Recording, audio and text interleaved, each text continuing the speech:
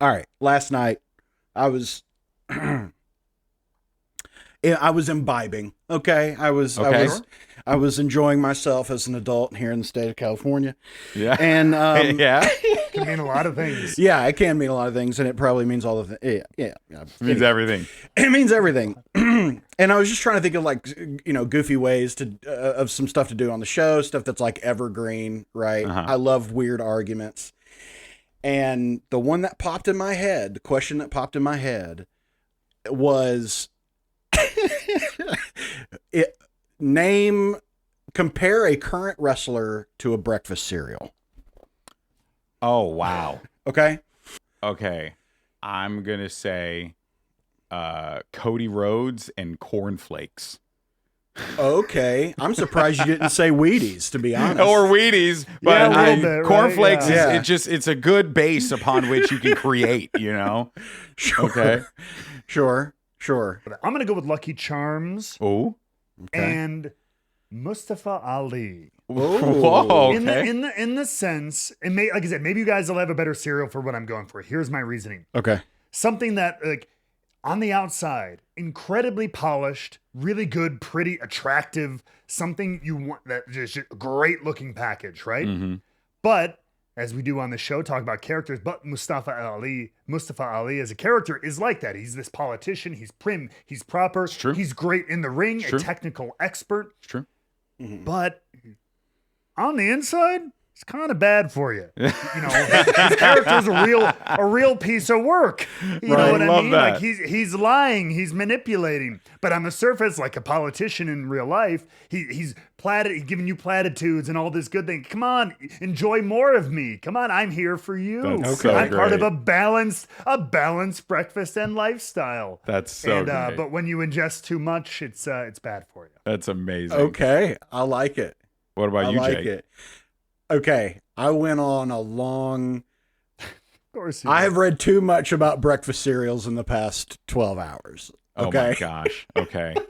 It's 2 a.m. and I'm reading about breakfast cereal on Wikipedia. All right. So Randy Orton is Captain Crunch. Yes. Okay. Yes, Okay. because it's very delicious, but it'll cut you up. But it will mess you up. Yeah.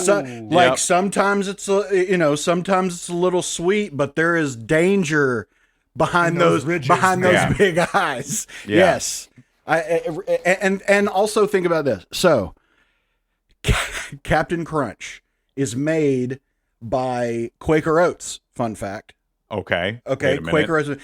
The first ever mascot on a cereal box was the Quaker Oats man. Okay. Back in Quaker Oats man. 1888. This is what I'm talking about. I shouldn't know these things. I do. So he's the original. That's your Cowboy Bob Orton. Okay. Oh my gosh. Okay. Then you have the Cornflakes rooster come out. You have Tony the Tiger. You have Snap, Crackle, and Pop. You have Toucan Sam all come out. And then who's the young legend killer that comes along with 3 initials? Because yes, his full name is Horatio Magellan Crunch. Okay? He has a full name. Way. That's not real. No three way. most badass letters in all of breakfast cereal. That's not real. HMC. Is that real? That is 100% real. Yes. Oh my God. Captain Crunch has a full name, and it's What Horatio the Magellan hell? Crunch. Who Yeah. thought of that? Ratio? Horatio Magellan Crunch. And he's Randy Orton. Yeah. Yeah. Okay. That's Randy That's Orton. amazing. Also, another fun fact. Another fun fact. He only this year, starting this year on cereal boxes, actually had the insignia of a captain. Oh, really? It's been an ensign, he's been a commander, he's been a lieutenant, and only just now does he have the 4 bars to show he's a captain. That's so funny. Oh my Stolen gosh. valor. I don't know. Anyway, so yeah, it's I think Welcome to Rebooked.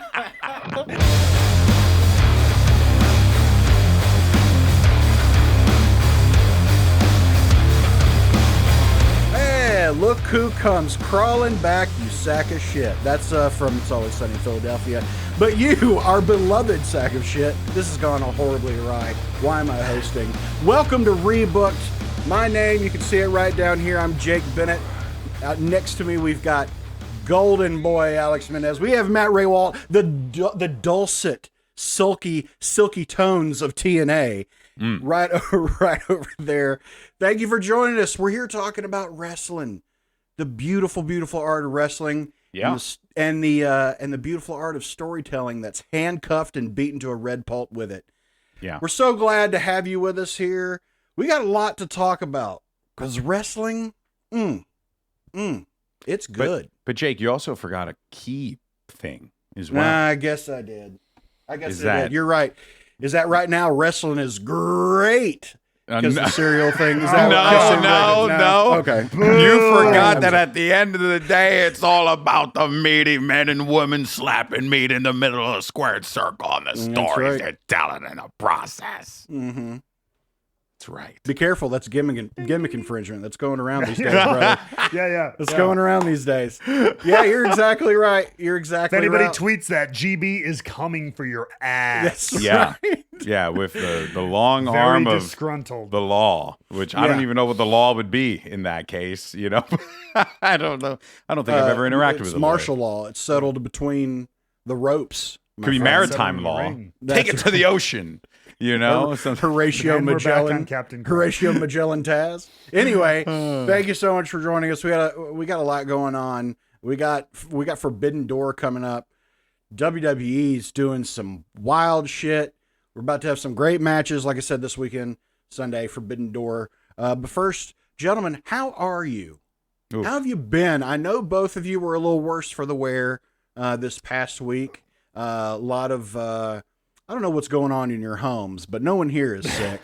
So what's going on, fellas? Well, I went to DR, so I went to another country and then got sick. That's right. I guess there's like a new strain of COVID that's going around or something like that. I mean, I'm sure it is inevitable. You know, something's going to get us all eventually. Is it hot COVID summer already? All right. I believe it is hot COVID summer. But coming down from it, thankfully, and just back to work at VCT Americas. It's been fun. We had a great week of games, and then just have been in the sauce of it with wrestling. Man, it has just been so freaking good. My buddy Wyatt, who one day will hopefully get on the show because he's just as much of a storyline nerd as we all are. Would join us. We were watching together last night because he was working the desk at VCT Americas with me, and then he at the end of the show he's like, "Hey GB, you watching wrestling tonight?" I actually, I told him before, I was like, "Hey, if you want to come watch, feel free." And then he was like, "Actually, I think I'm gonna take you up on that." So he came through and just two bros watching wrestling. It was really fun. And then my wife is just like looking. She's like, "You guys are such nerds, like you just." Damn right. But she sat with us and she saw the Zelina. You should have said, "Shut up, Typhoid Mary, and let us watch our wrestling." She saw the Zelina Live promo and all the stuff with Dom and everything. And I turned to her and I was like, "You have to admit it's good.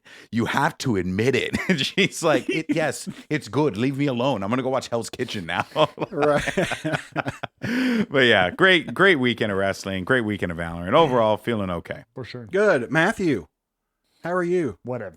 Okay. Pass. All right. It's fine. Well, so on this week at wrestling. Let's go. All right. I love that. Yeah, I just yapped and then Matt's like, "You know what? Fuck pass.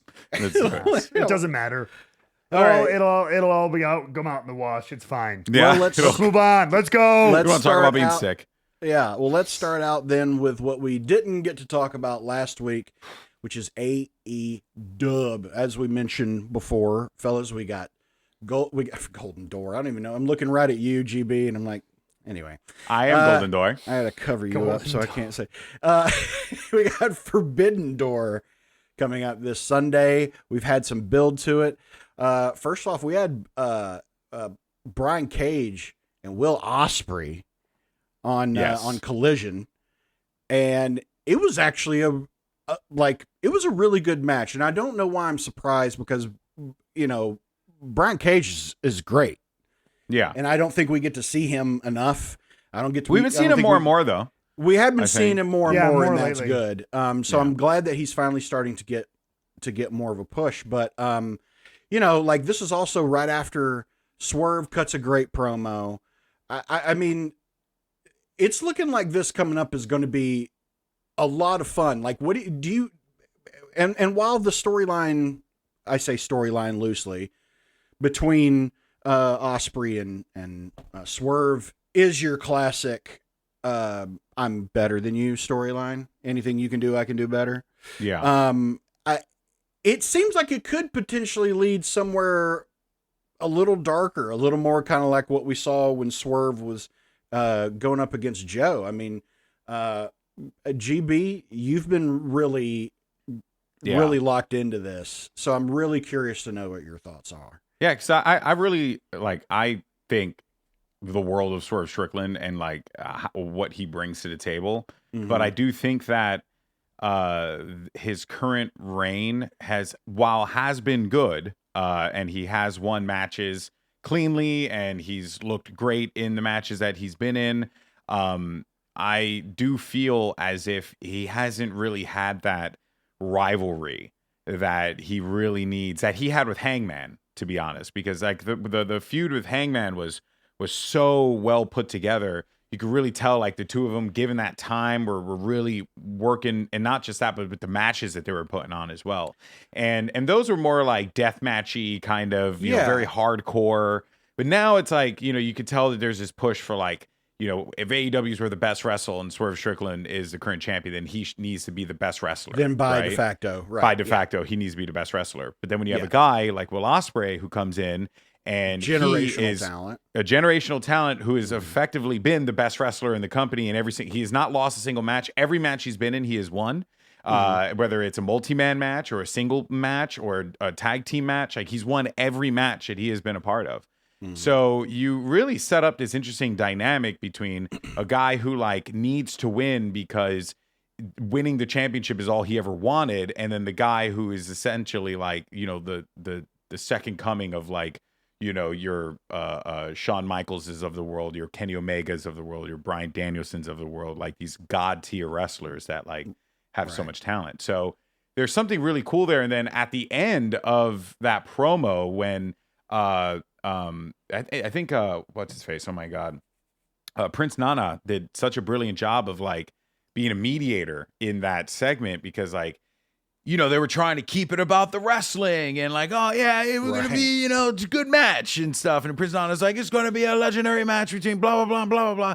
And then Prince Nana goes, you know, whose house? And then he grabs the mic and says, my house, drops the mic, leaves, right? Starts playing the music. And then that's when Swerve's like, Will, what if after just mentioning his children and Will saying, don't make this personal, then Swerve says, what if I do want to make this personal?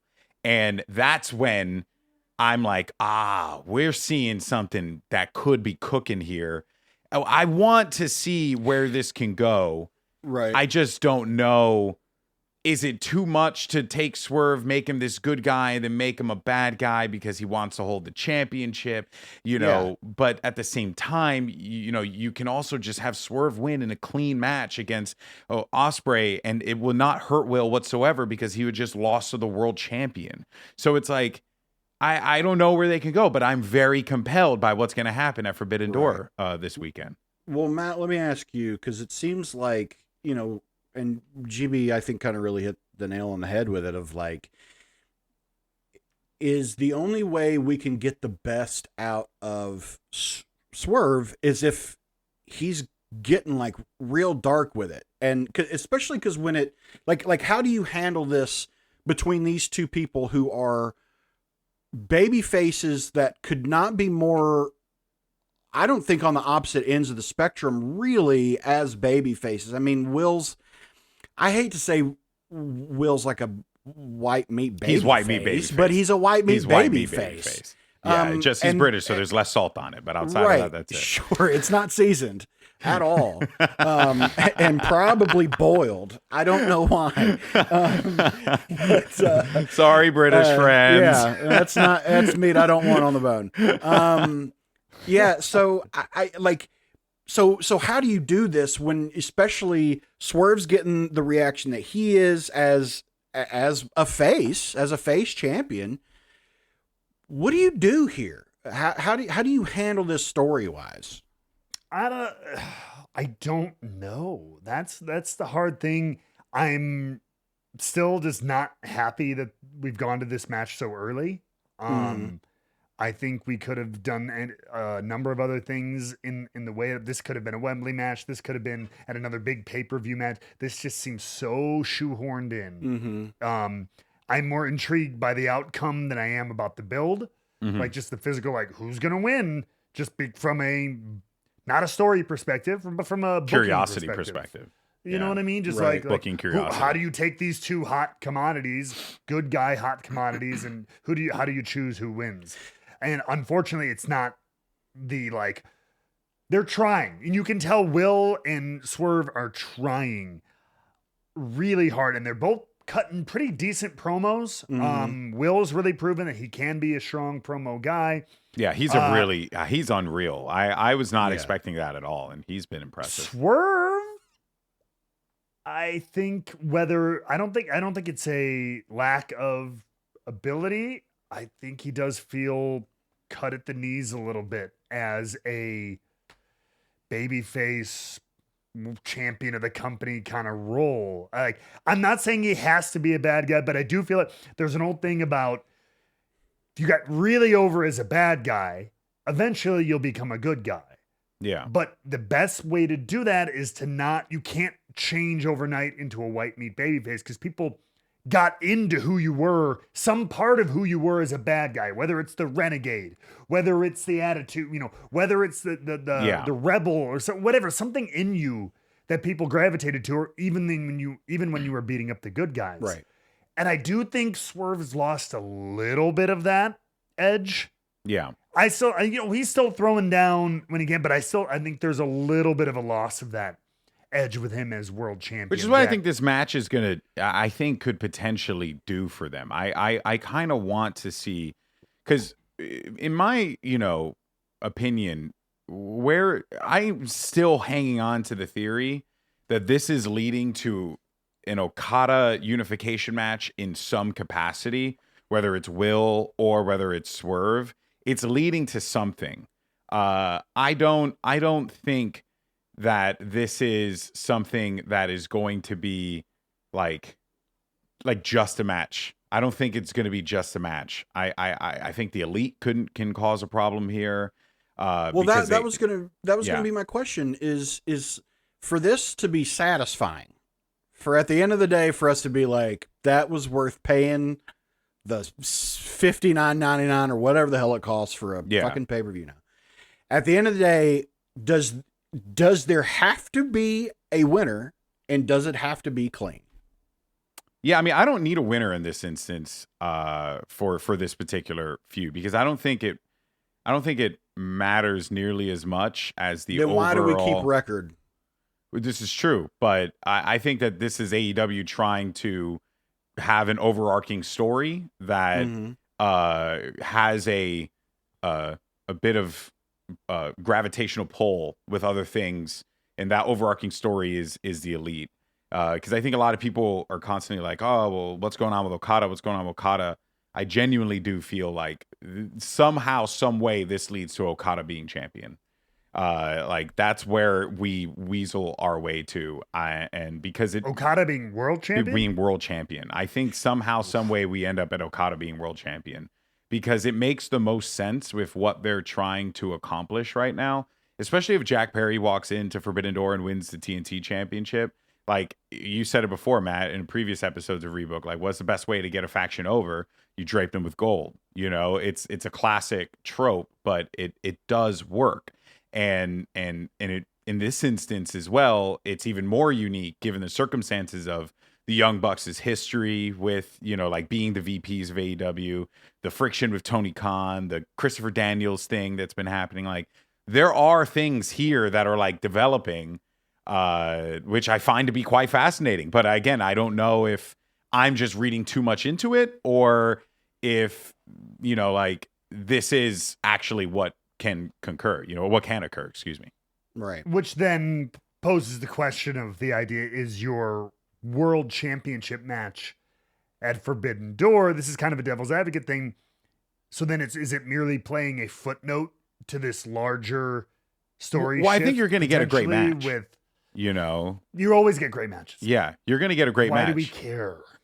Why should we care? Well, I think we care because we want to see the fall of the Young Bucks, right? And what does that have to do with the two guys in the match? The two guys in the match have been kind of bothered and harassed by the Young Bucks over the course of the last few months now, especially So is Swerve everybody with in the the Christian company, Cage I feud. guess. Yeah, that's a little bit more right, direct. Yeah, like that was like a direct so here's the thing. I think we end up with Okada as champion eventually. Where does that happen? I don't know, but I do think we do the Elite V2 versus Team AEW, and I think this version of Team AEW is going to be like, the Strickland, this is going to be the S Ospreay, tier, yeah. MJF, and probably a returning Hangman, and that is going to be your 8-man match, your blood and guts, like sure. My question is, what are the stakes of that match?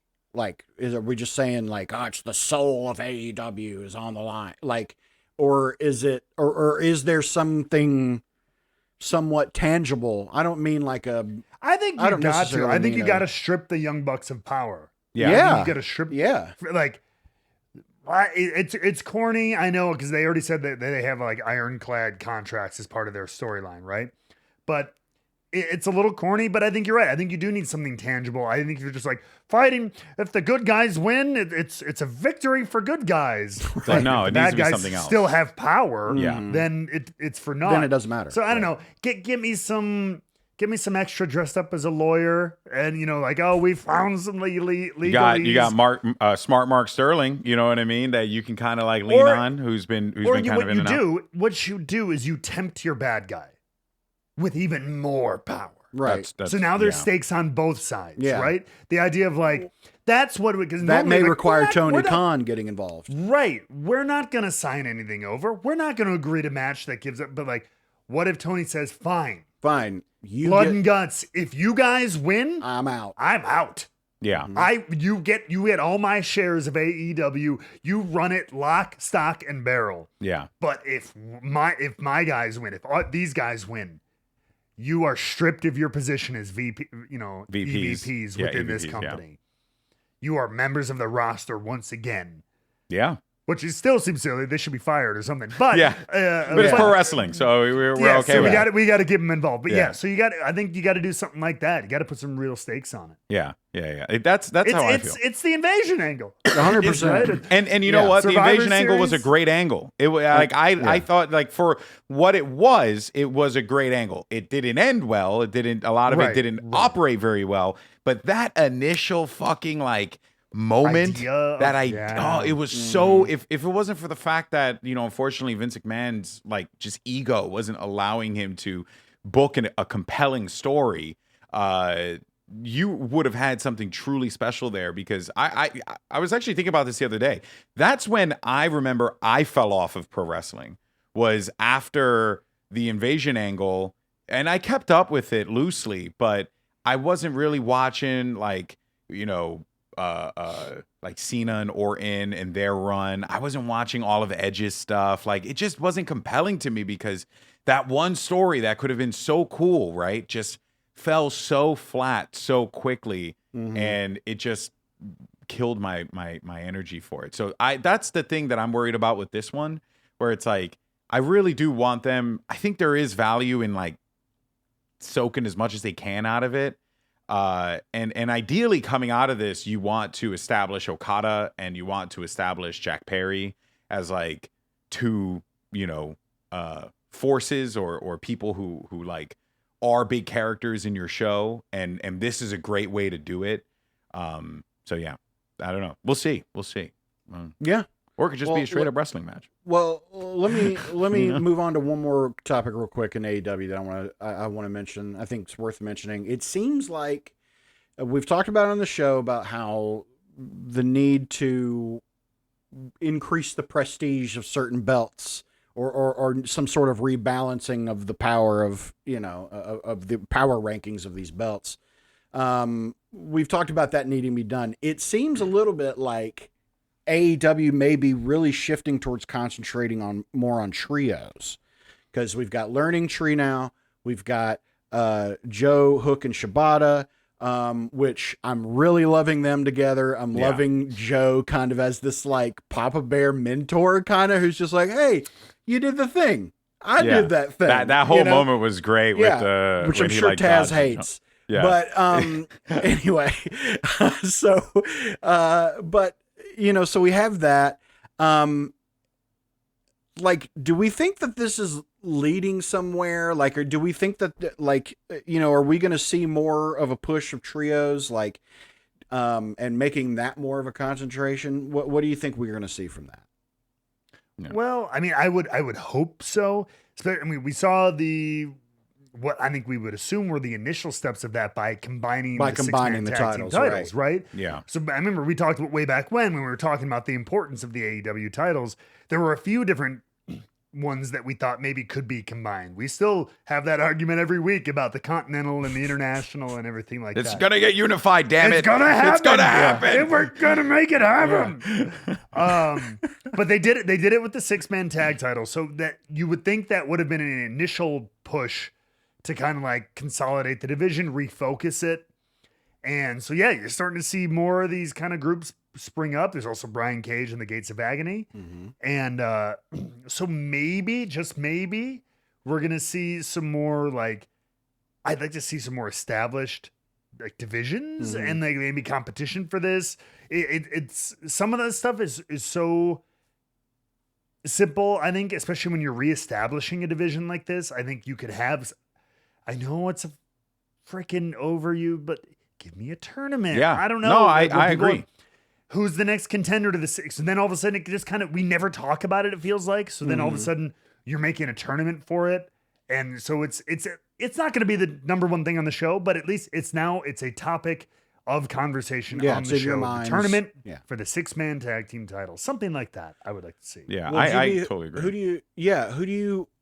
Who do you see really coming out of this, kind of maybe putting trios more on the map?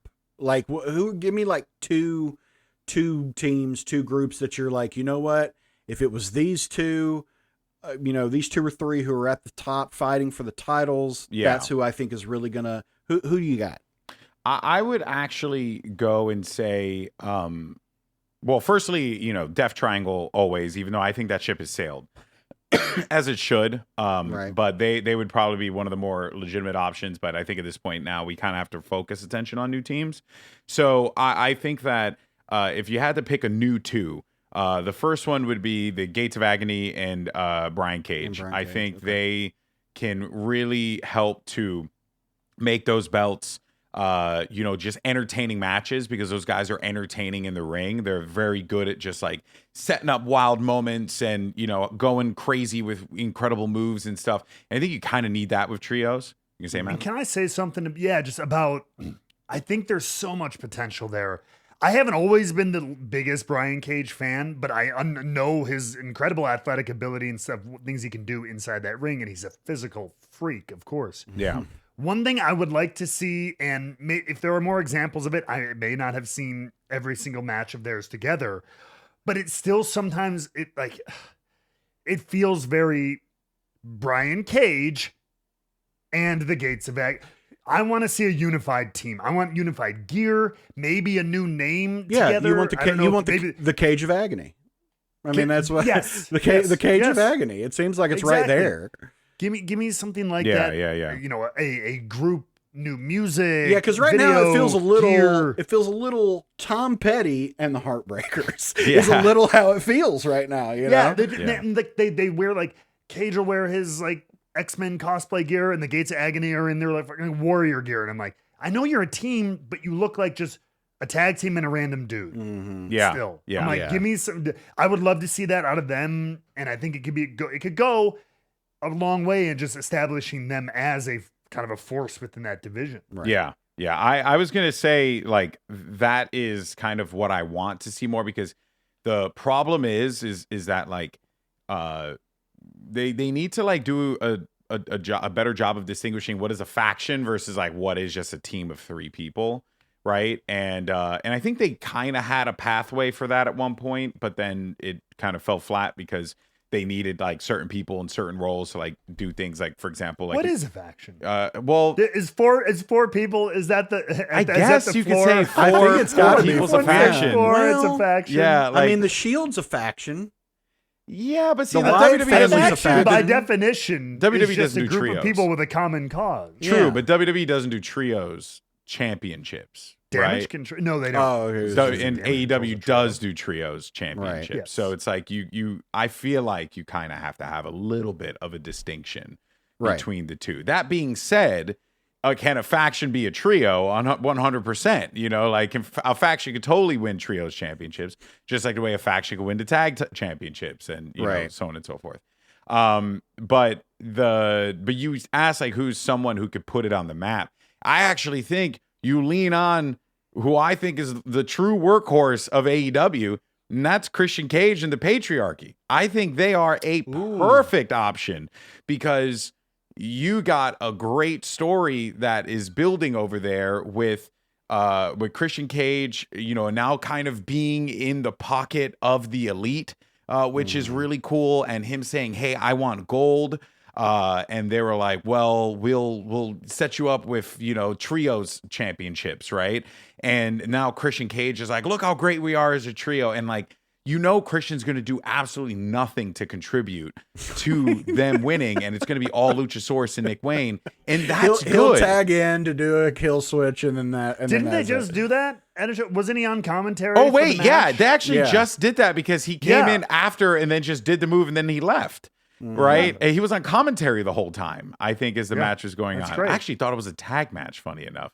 And then I realized that they were like, I think, was it a tag match or was it a trios match? It was. I believe it was a 6-man tag That's match. so funny. And that, But yeah, it's great. I mean, that's just good, right? So I think That's he a could really be, good point. He could Yeah. be a guy that does that for them. Yeah. We've already seen what he can do with like a championship. He did what he did with the TNT championship, and just when he's on. Like, I'm not saying that character always has to have a title, but that character, when they have the ability to have a little bit of a power trip, It works. it just it gives it even more, gives him even more power to do and say the things he says. Yeah. So I'm excited. That's a good call. And I think like if they continue to do this, especially with Joe Shibata, like I would like to see that continue forward. I would like to see the Learning Tree also get involved in that division as well, even though with Jericho having the FTW title, I think that is, you know, they're going to try and focus on that as like their hardcore belt. But yeah, it's pretty cool. We'll see what happens, especially after Forbidden Door. Yeah. I'm very interested. I do like the idea of the Patriarchy a lot. I think that would be fun. And that could kind of be like, kind of like the mid-card evil faction, you know, where it's like, you can get past them and then you got to, I don't know, like these, you know, kind of sub bosses of a mafia, you Yeah. know, or something like that, or a cartel. Well, let's move over to WWE, gentlemen.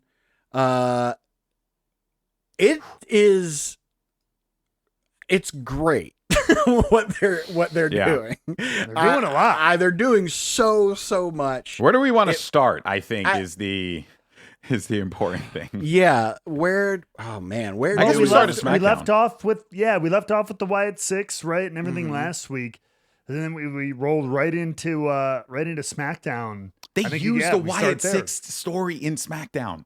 Yeah, They let that Little bleed bit. over with the Yeah. added security thanks to yeah. Nick Aldis. So fucking Everybody is scared to death of the Wyatt Six. Yeah, they're just this looming threat constantly over SmackDown. It was really cool, but the biggest thing to come from SmackDown is another attempted murder. And a lot of that going around. Yeah. And they had that incredible moment backstage where there's 3 bangs on the garage door and you open it up and there's Drew McIntyre standing over the lifeless body of CM Punk. So good. And he carries his carcass to the ramp Yeah. and dumps him In front of the people of Chicago. in front of his own hometown, his So good. family, his friends. And then the son of a bitch takes a bracelet given to him by a fan with the names of his wife and dog on it that he wears everywhere. Gentlemen, I don't know. Maybe the reporter had a point about starting out with a Hell in a Cell. No, I'm just kidding. That's a terrible idea. But like, man, this is getting, this is nasty. This is, I can't even. Yeah. It clearly becomes the two of them at SummerSlam.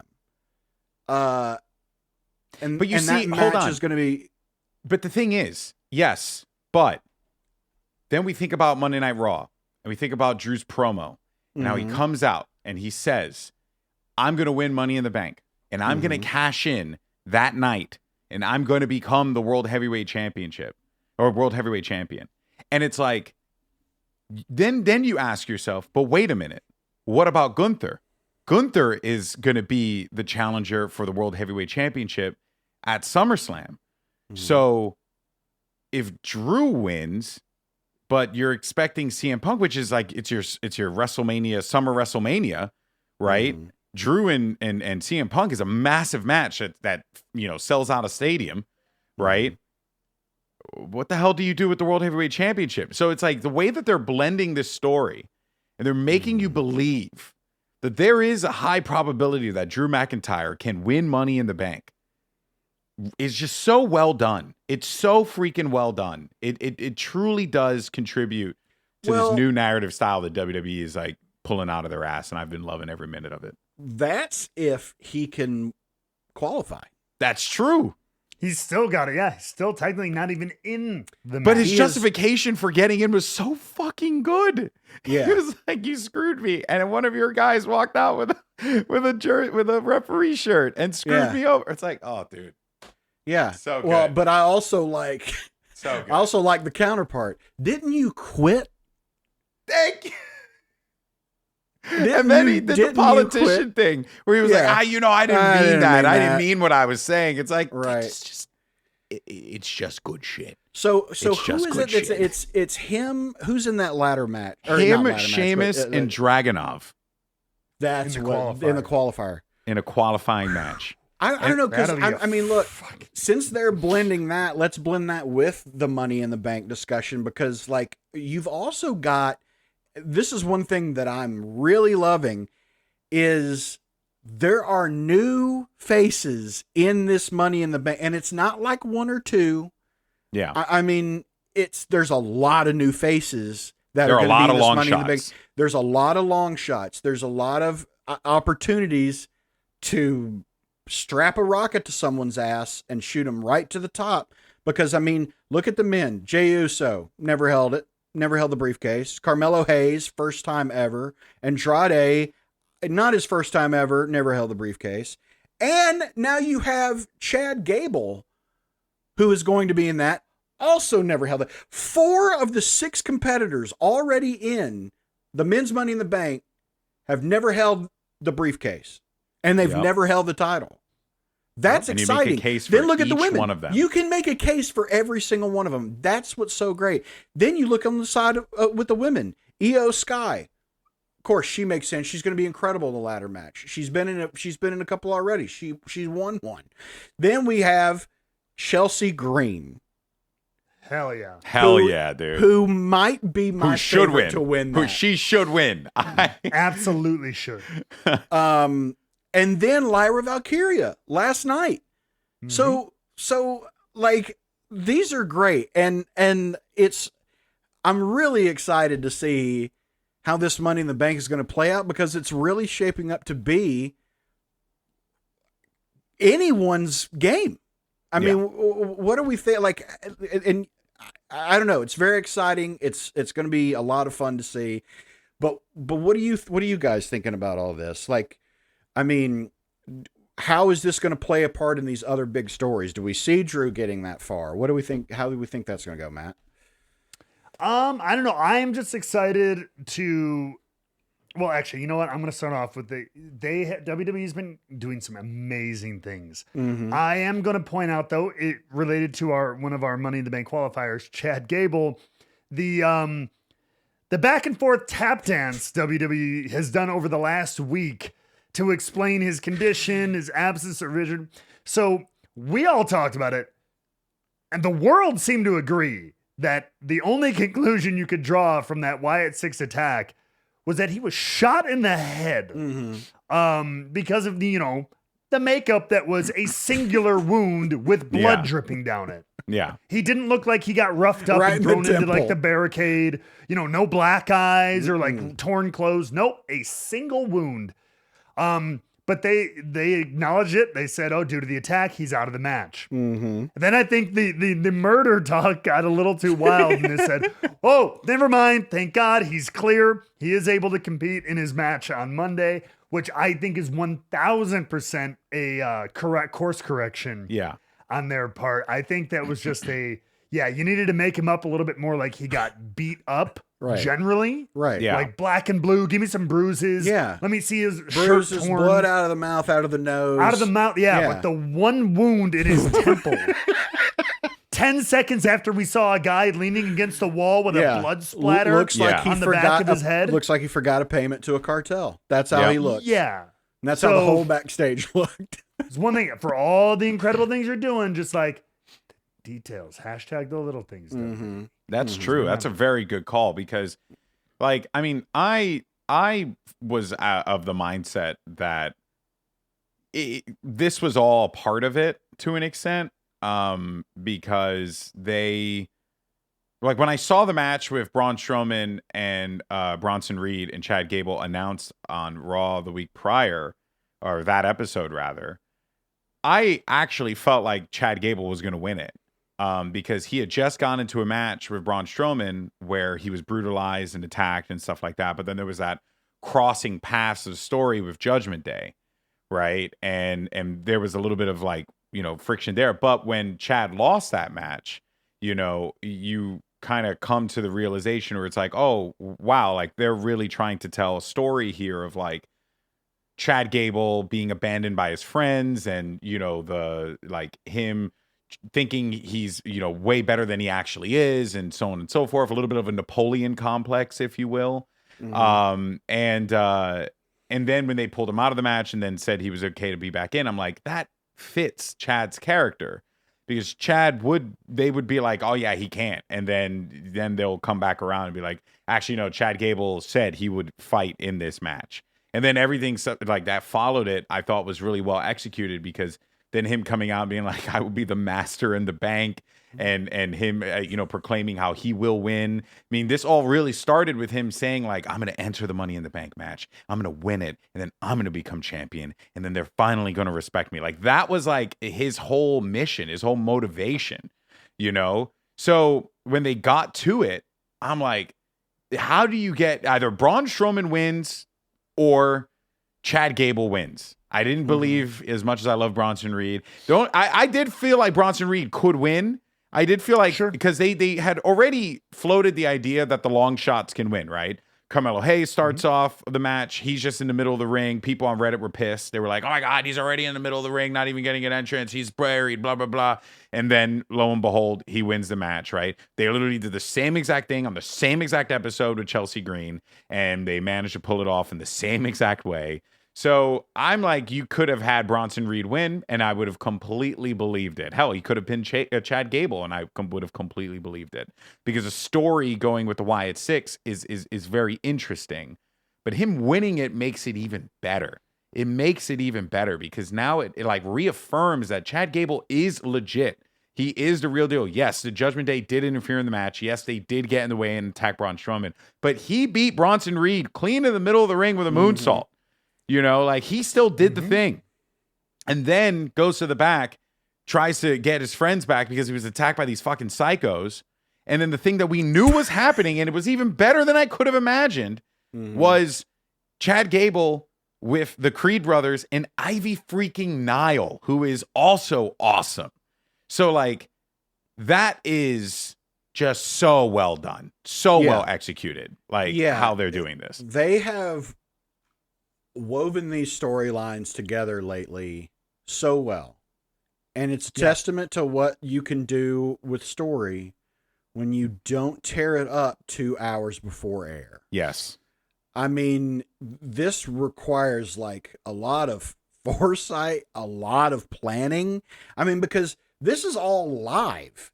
And this is a like they're doing storytelling the way you do in episodic television, in scripted, pre-taped, shot like it's unbelievable, like all these things that they're tying together and how these stories are affecting others. And it's really bringing back the feel of unpredictability, the feel of anything can happen, anyone can win, anyone can lose. Like it's great. We're seeing great character development. We're seeing great character work. Again, this really seems like a thing. I say it all the time. You can tell on screen when people are having fun, and it seems like everybody in WWE is having a lot of fun. Yeah. And that makes the product even better. But let me get back to Gable. Do we see, and Matt, I'll ask you, is Chad Gable being targeted by the Wyatt Six, or was he a victim of opportunity? I think the more interesting thing is he was targeted. Right. I think happenstance of opportunity or whatever like that, I think is a lazy way. And it seems so weird for a group, especially that you have to imagine, even if we think they're the coolest, just like Bray Wyatt and The Fiend and all that stuff, the coolest fucking thing on the planet, still a bad guy. Yeah. Right. For the most part, until some of those later variations on him, which was much more human. Right. But like, as much merch as these guys are going to sell, as much they're going to be out here, they're going to be doing bad things. They're going to be bad guys in as clear of the word as we can, even though the areas of gray have grown over the years. I agree. But Chad Gable also a pretty clear cut bad guy. So like, I feel like that's a conscious choice. Again, unless they're going the kind of early days of the Shield vigilante, like we're just going after injustice. And like you said, Jake, last week, of like, you hurt your family, you hurt your friends. We've all been hurt way too much. We're sick of it. We're punishing anybody who's been hurt like that, who hurts their own flesh and blood, who hurts their own. And I think a little bit of that, Bo Taylor Rotunda promo with the Uncle Howdy thing at Raw kind of fed into that too. We can talk about that in a little bit, but it kind of fed into that idea. So I think whether that targeting continues or it was like this was your warning, straighten up, commit to your friends, commit to your family, whatever kind of thing. I think that would be okay. But I think a targeted attack, whoever they're going after, has to be for a reason, because that's just much more interesting. Yeah. Yeah, I think so too. And honestly, I think it can be a bit of both. I think he can still have been it's like, oh, well, fuck this guy. Let's get him. Yeah. Like it could be a little bit of that and still done for a reason, but also like part of me is kind of like, I don't know. Was it is it I mean, it's clearly a message to the rest of the roster. But was it him for a reason? Because, I mean, they did come out after he won. Well, Sister Abigail came out after he won, really just to screw with him, which is a little, it's messed up. It's messed up to not even do anything. Just be like, just remember we can, and just let him go and then turn their attention to the task at hand. But like, I don't know. It's a lot of fun. I'm interested to see where this goes with Chad Gable, because I'm feeling a little, and I'm going to give them, some more rope to hang themselves. Feels like a little bit like they dropped the ball with the story we really wanted of seeing Otis just beat the shit out of Chad Gable, and to see the rest of Alpha Academy like really give Chad Gable his comeuppance. Do we think we could still get there? Well, that's my question. Yeah, but we had that moment of Maxine being like, I'll talk to the guys and, it's whatever. Because and I, not that I in no way think that Chad is like, he feels bad because he got murdered. Yeah. So, that's the only reason that he's feeling bad. But it just like, I don't know. I think the opportunity for that blow up to happen, it feels like it might have passed a little bit, but I could be wrong. I don't know. Actually, I think people are invested in Otis. Like every time he shows up on screen, people are very into it. I think we're at a point now where I could be wrong on this, but I feel like a lot of people are just along for the ride and are enjoying the characters as they are developing. Because that's kind of like the vibe that I got. Like I think a really good example of this was the Zelina Vega promo with Liv Morgan on Raw. Like Zelina Vega has effectively done very little for ever since Puerto Rico, since Backlash. She's been in some programs, but for the most part, she's mostly escorted LWO. Yeah, just been a manager for LWO, and her coming out, shooting her shot with Liv, honestly cutting a fantastic promo, being very, very direct, straightforward, and real, and it was fun. Like you could even hear it with like the crowd. Like at the beginning, they weren't like too into it, but then like as time went on, like you could hear that turnaround, and then like when she pointed out wanting that belt. And then, Liv was doing her shit, and then Dom came out. Everything just like really cascaded quite brilliantly. So I think that, it's going to be the same there. They're being very purposeful with how they build these characters, I feel, and it's coming off on screen. Like another good example, Alba Fire and Isla Dawn, right? Like, yes, they won a Clash of the Castle, and it was a massive pop for them because people knew that they were from there. But they came out on Monday Night Raw, and crickets. People weren't really vibing with it. But at the end of the match with, Katana Chance and Kaden Carter, I think, at the end of the match, people were like, oh, that was a good match. People were into it. People were like, okay, cool. This is fascinating. And then, you give them a little bit of that, and then that's how they start to build, those people up a little bit more, because the belts in this instance are legitimately going to help someone. Like, they won the titles off of Bianca Belair and Jade Cargill, right? Like that, you got something that you could build with that, because they didn't lose their belts, So like, there's an opportunity to build more stars from there. So I think that's how they're approaching it. Everything is purpose, and you can kind of see them lay the bricks a little bit. And then when they need to pivot, they pivot in the directions that they need to go in.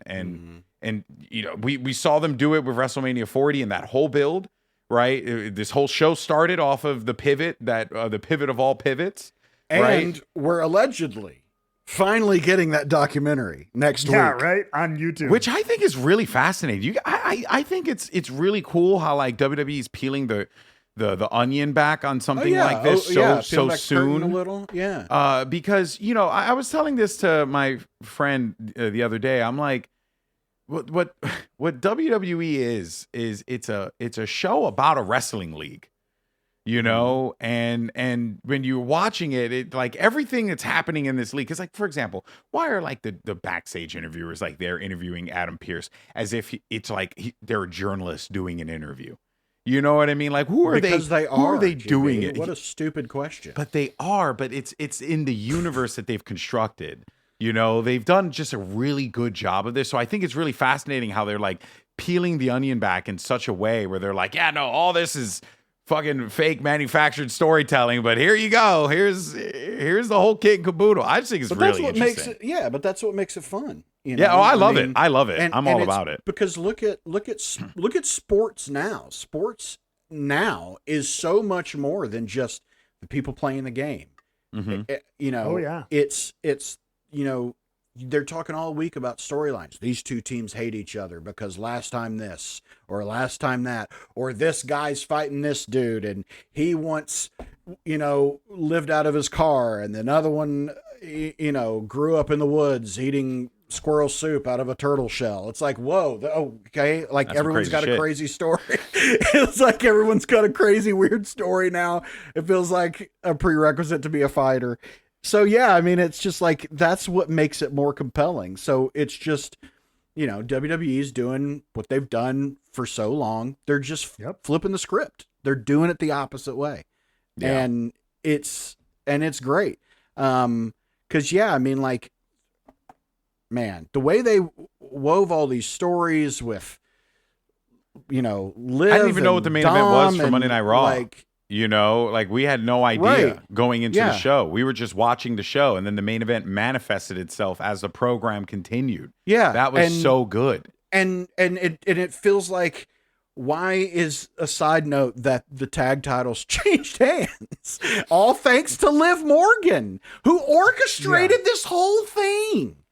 Like, So it's good. bananas. It's crazy. It's so good. One thing I do want to talk about.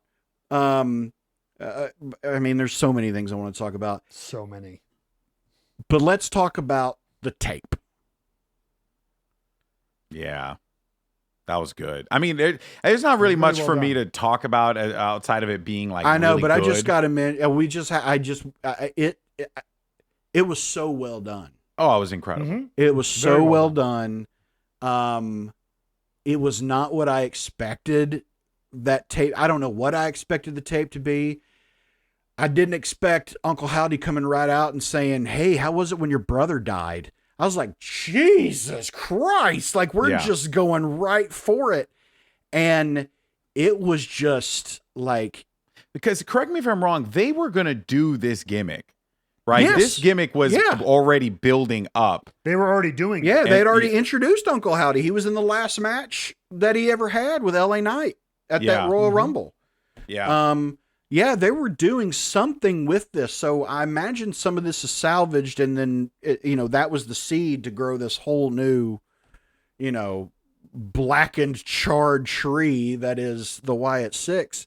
But man, that was just, I mean, Bo or Taylor or whatever the hell he's going to be going by, man. Yeah. That was so good. I mean, and his voice, he sounds so much like Bray. And if I closed my eyes, I could have sworn in a way I was listening to Bray. And it just was. It invoked it very well, but in its own yeah. unique way. Yes, You know, 100%. whereas Bray was doing more of the culty type of. Mm-hmm. It's still very much that, but it seems like broken people. Yes, 100%. Yeah. That have found a common cause in, Yeah. in someone like Bray Wyatt who Mm-hmm. embody that. It was very, very well executed. That much is a given. And the I'm reveal actually of curious- it being Yeah, in the tape. Firefly Funhouse. Oh, I didn't notice that. That wide shot at the end, the darkened background, it revealed that they are in the Firefly Funhouse. Fuck, that's good. Yeah. Oh my That gosh. was the final shot at the end of that tape. Yeah, I was going to say that I'm curious what they're going to do moving forward with, like, do we get more tapes of the different Wyatt Six members because they want to tell their story? Or Maybe. is it Yeah. centered around, Uncle Howdy and Taylor, Bo, like, does he still go by Bo? Yeah, exactly. We don't know that. That's Yeah, and we're yeah. not 100% Because they sure. never called him Bo Dallas. No one No. ever called him Bo Dallas during that whole thing. Yeah. Also, the way that they can we just actually, I'll save it for the Rebooked 24/7 champion of the week. I'll save it for later. But man, this was just great. This was just It was a fantastic episode of television, much less than a fantastic episode of wrestling television. We've still not. There's still stuff we haven't talked about, and Yeah. I'm not sure if we'll get around to all of it. But like, there were just so many good little things, storytelling wise, from top to bottom. Yeah, and again, to go back to like involving this storyline, crossing paths with this storyline, but while not impacting it. Like we talked about all the Gable stuff and the Judgment Day stuff with Braun. yeah. Priest being that you guys got to take care of it. So their storyline got involved in that match without like taking away from, without it having to like devolve into Damien something. talking to Seth and then saying, "I don't need the Judgment Day to win Yes. a match." Oh my God! And that stipulation. And The they sti- laid out a Yes. stipulation that is Seth The Rollins. Which, gentleman's agreement. by the way, hold on a second, fellas. I hear something. What is that? Caw-caw! Fantasy booking. I just want to cook real quick on something. Okay. But I think Seth Rollins is gonna. I think he's going to become WWE champion eventually. Again, I think we're on a pathway for him to become WWE champion. B, I think Seth Rollins is embarking in a new character arc that I'm very excited for, and he's already planting the seeds for it as it stands right now. Seeds. And C, I think that this leads to a clean Damian Priest win at Money in the Bank over Seth Rollins, which feeds more into the character, because Seth Rollins' whole gimmick is being the Messiah, the architect, the visionary, all these things, right? And we have seen Seth Rollins go crazy in the past, right? But what we've never seen from Seth Rollins was him being maniacal, him being dark, him being like, almost evil, right? Every character Seth Rollins has ever done has been like loud and abrasive, and it's always been that. But notice he comes back to Monday Night Raw last week, and I made a joke that he looked like a Cuban cigar salesman, but he was wearing all white, right? And then he comes out this time around, and I could Dressed be reading like into it, Cruella DeVille. or like The Mask. Yeah. Because he comes out in white, half black with the white in the spots. You might not need to read too much into it, but I think that when Seth loses to Damian, because it's a transformation, it's all black.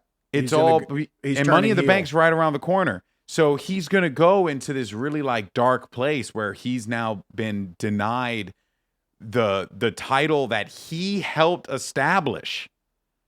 Right? And I think we're going to go on a dark path for Seth Rollins that leads to him eventually being WWE champion. I like that. I like that a lot. Yeah. That's very interesting. I would like to see that. Yeah. But I think he's very ever since the, I would say the architect build and what he did with that. And then he had the Messiah, not the architect, the Messiah visionary build, like that whole character. You just notice that he's been like very purposeful with like the things that he does, the way that he dresses, the character that he portrays. It's all been very purposeful, right? Even like the character that Seth Rollins became toward the end of that WrestleMania 40 run of him just sacrificing himself. Like he gave up everything for Cody to realize his dream. And, there's like something to be said there about, like a reasoning for him to want to, like Cody wasn't there for him in the moments that he needed it or something stupid like that. But you could really go with some cool justifications. And yeah, I think it's going to be great. Yeah. So they're cooking, man.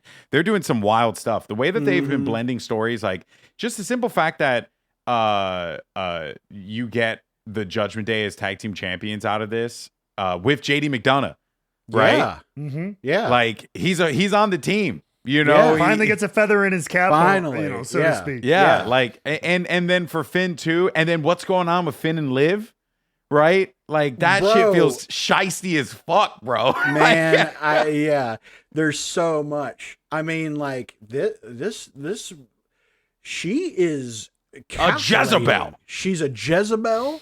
She's a succubus. She's perfect. She's so perfect. Good. She's the perfect woman. She sent him chicken nuggets, a PlayStation 5, and a TV. And nudes. And probably, you're assuming you and all your like. Look, but I'll just say this technically proves how calculating and manipulating she is. Any woman knows all you need to have sent was the chicken nuggets. If you had just sent the tray of chicken nuggets, we're good. I'm yours. Yeah. But then you sent a PlayStation, a television. With WWE 2K24, which that's what I'm saying. Already pretty good game. Already preloaded. Oh, man. And then I get the text is irrelevant to me because I'm like, okay, great. I got a PS5, a TV, and chicken nuggets. That's cool. I'm about to. That's cool. Yeah. That was so man. good. It was so good. Well, you know what is so good, gentlemen? Joining our Discord. That's what's exciting. That's what's good. That's what's fun. That's why he hosts There's the show. a link. There's a link down below. You gotta go join us. We're talking about all of this stuff in our Discord. It's a lot of fun. So check us out there. Also, wherever you're listening, wherever you're watching, give us a subscribe, give us a like, give us a review. It helps. It actually matters. Yeah, it really does. And tell everybody why you keep coming back. We're like a drug. You have to have us. Actually, our last episode has been one of our best performing episodes, which is, I don't know what the hell happened. But maybe it was a thumbnail. I have no idea. This YouTube shit is confusing. Let's say it was a thumbnail. So, people have been coming in. It's been pretty awesome. We're close to 700 subscribers on YouTube. Yeah. And we're just trying to build that up over time, and get more people involved. So that's the absolutely. whole point. Follow us on Twitter, on Instagram, on TikTok, at Rebooked Pod, on all of those. Hey, interact with us and talk with us. Leave us comments, ask us questions, tweet at us. We've had some people say some incredibly kind stuff to us, and it's really appreciated. It does not go unnoticed. Yeah. So thank you so much for leaving those. Thank you so much for being here and for sharing and being part of this community. We just want to make it even bigger and better, just like wrestling itself. It's a blast, and it's even better when you have people to share it with. But gentlemen, we have some important business to finish up with. We got business. Time once again to reveal who we believe should be this week's Rebooked 24/7 champion of the week. Gentlemen, what say you? Who do you nominate? Well, I got a good one, but you got a good one? Yeah, no, but you go. First. All right. Is yours funny? Is yours funny, or is yours? Yeah, it's kind of funny. Okay, so I'll go first then. Okay. Is yours very sincere and like emotional? Mine is a touch sincere, but I genuinely think that he deserves it. Okay. My Rebooked 24/7 champion of the week. It's Michael Cole. The man was such a pivotal role in all of the things that transpired this week on all the things that transpired on Monday Night Raw. The fact that they managed to weave in the Wyatt 6 narrative into Pat not being there. Pat wasn't there apparently for a family emergency, but they managed to take this thing that they just introduced. They did nothing with it outside of just and then blacken the screen. That was it. And then Pat's not there, so then Miz joins commentary, but Miz isn't there to watch R-Truth because R-Truth has been going around giving people matches because they just been asking for it. And then Miz is like, what the hell? I have a match. And then he gets up and leaves. And then Cole's like, well, who's going to work with me? And then he proceeds, and I mean this genuinely, to have some of the best fucking calls of a commentator on a wrestling program. He set up stakes incredibly well. He was so good at articulating what people's accomplishments were. Yeah. He solo carried the show, wasn't overbearing on commentary, backed up when he needed to. As a commentator, I appreciated his whole style and tone. I was genuinely impressed. Michael Cole, my hat's off to you, dude. Because that shit is not easy to do. And that right there is a broadcast legend with over, 2-3 decades worth of experience. Yeah. That's what that gets you. So inspires me, honestly. Just getting better. Yeah. Like in his prime right now. Yeah. And wow. Honestly, at me at 36 in esports, I feel like I've hit like a wall, and I see guys like Michael Cole still continue to be absolutely stellar at their job. And it wasn't always that way, but he's definitely I as a commentator, I just appreciated it. But that was mine. A little sincere. He's one of the GOATs. Yeah. No doubt about it. Well, with that very sweet and sincere. Yes. Well, that garbage out of the way. Yeah, let's get back to the real business this whole title's here for. So, all right, my nomination is something, that's been around for a long time. This is, especially if you've been in the business, it is an age-old practice and everything like that. It has been the help and assistance for so many incredible moments in pro wrestling. This week on Friday Night Smackdown, it helped facilitate yet another one. One that we didn't even talk about, which is wild. ladies and gentlemen, my nomination for the Rebooked 24/7 Champion of the Week is a little garment of clothing called the Black Hoodie. Oh, Because the Black Hoodie, I've worn the Black Hoodie on 2 or 3 occasions. That they during a commercial break, they run you down with crew members who are all there like, oh, we're checking the ring ropes. They all have hoodies on or t-shirts on, but you're there with the hood up. And then at some point with the lights down, you sneak under the ring for a big debut or a surprise attack or anything like that. Well, Mr. Jacob Fatu got the Black Hoodie treatment this week for his huge debut that we and all the amazing things going on we didn't even cover, but that was just incredible. Yep. Another incredible moment. But shout out to that Black Hoodie, which I think they have the same like 6 extra large black hoodies, because I remember wearing wait, is it It's an like, actual thing? Like they have black hoodies? yes, That's they keep them in the truck. I remember I wore Eric Rowan's black hoodie from when the Bludgeon Brothers and stuff would first. Yeah. I think that or the Wyatts would do their like sneak in run-ins. And it was just like, I'm swimming in it to do one of my like early vaudevillains, like sneak attacks on the New Day or whatever. Yeah. But yeah. And yep. They put you in a giant black hoodie. You walk out there with crew. You pretend to check a Wait, rope I and then remember slide that. into the ring. I remember that. Yeah, you guys like came out. That was like your debut, wasn't it? No, our debut was that we had a match for a debut. But then okay. once we kind of went back and forth with the New Day, there was like 1 or 2 Raws where they had us do like the sneak attack from under the Got ring. it. Okay. Because I remember you guys like showed up and like the crowd popped because you guys were like, if vaudevillains were like super popular at that time on NXT, because I watched NXT like religiously. That was my reintroduction to wrestling was NXT. So I remember seeing you show up there with the fucking microphone and just singing in the middle of the ring and stuff. And I was like, this is a great character the whole time. And then the vaudevillains happened. And then it was like, holy shit, the black and white. Like, this is a great character. Like, I finisher called the Whirling Dervish. I fucking loved it. I was love that shit. That was so good. Anyway, that's enough good things we'll say about about that. me. That's enough good things to say Black about it. hoodie. The black was hoodie. the star. That's right. Okay, I like it. I like it. All right, so we have the black hoodie and we have Michael Cole. Okay. What do you got, Jake? Fine nominees. Besides chicken nuggets. Fine nominees, both. But I have to say, my nominee for the 24/7 Rebooked Champion of the Week has to be Chad Gable. And let me tell you why. I don't give a shit what he or anyone else said. The man was shot in the head. He was. The man was shot in the head. The man was shot in the head, and a week later walked out with a bandage on his forehead. Okay?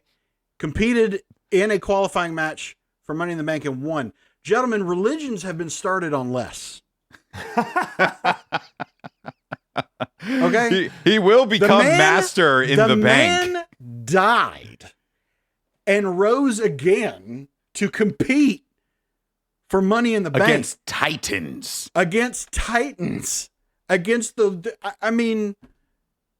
Chad Gable, like I said, I feel like now I have to follow him. I have to worship at the feet of Chad Gable. Because how do you come back from that? I don't. We got 3 great options. I honestly don't know who to pick. I mean, look, I as a commentator too, I can throw my weight behind the sentimental. He fucking was a rock star this week. Yeah, even more so than usual. I can throw my weight behind. Cole. But there's something about being a part of a religion that seems a little exciting. You know, like Gableology. We're starting a movement. You know what? Yeah. I think Michael Cole is an incredible commentator, as I've said previously. But you know, guys, let's just start a religion. I think let's just do that. Let's just get a. I worship at the First Church of Gable. That's where I am. Okay. So, guys, welcome to Rebook, where we are also the messengers of the First Church of Gable. We get a Yeah, exactly. Yeah. There it is. Oh my God. Yeah. Guys, what a great episode. Holy crap. Yeah. What a great weekend of day. wrestling. He is risen. Chad is risen. We didn't even talk about the fucking bloodline. It's just insane, man. Yeah. Oh, wrestling is so good right now. Hey, tell you what, I like it. Like GB said, there's so much that we missed. What do you want to talk about? What do you want us to talk about? Tell us in the comments. Tell us on Twitter, Instagram. Yeah. Get in our Discord. Let us know. Braun Breaker's got an awesome storyline going with Sami Zayn right now. LA Knight and Logan Paul, that's been really fascinating. That could potentially go somewhere. Nia Jax and Tiffany Stratton are potentially a team. I mean, that seems freaking cool, There's whatever's going on with Bianca and Jade Cargill that's also going to manifest itself one way or another. Like, fucking Karrion Kross and the Final Testament and whatever's happening with New Day. Trying to destroy the New Day. That could end up being something real special real soon because they've been really smart about how they've been placing that. Like, there are a lot of stories. So we just want to know what you guys are paying attention to, and also across AEW as well, because there are also great storylines there, and in TNA too. There's also excellent storylines happening there as well. So PCO and Steph DeLander had a gothic date in the middle of the ring this past week. I'm just saying, if you have 10 minutes, you will thank me later. Plus, Joe Hendry was on the NHL playoff in the finals last night. He's on top of the world. He's doing everything. It's crazy. Yeah. In multiple companies. Yeah. He is like the number one. But someone had a sign on the NHL finals last night that referenced Joe Hendry. I should have picked that person for my champion of the week. That's exactly. I can't even pronounce that hockey player's last name, but I don't even remember which one it was. But yeah. So anyway, there's so much we can talk about. Join us with the extended discussion online and in our Discord. But we thank you so much for watching this week, and we will see you next week for a pre-4th of July edition. I don't know what that means. It's not themed or anything, but it just is a... Maybe I will theme it. Maybe I'll add some graphics. Maybe. I don't know. Ooh, okay. Maybe I'll get a little crazy. All right. Well, yeah, maybe so. Thank you all for joining us, and we'll see you next time. Peace. Bye, everyone.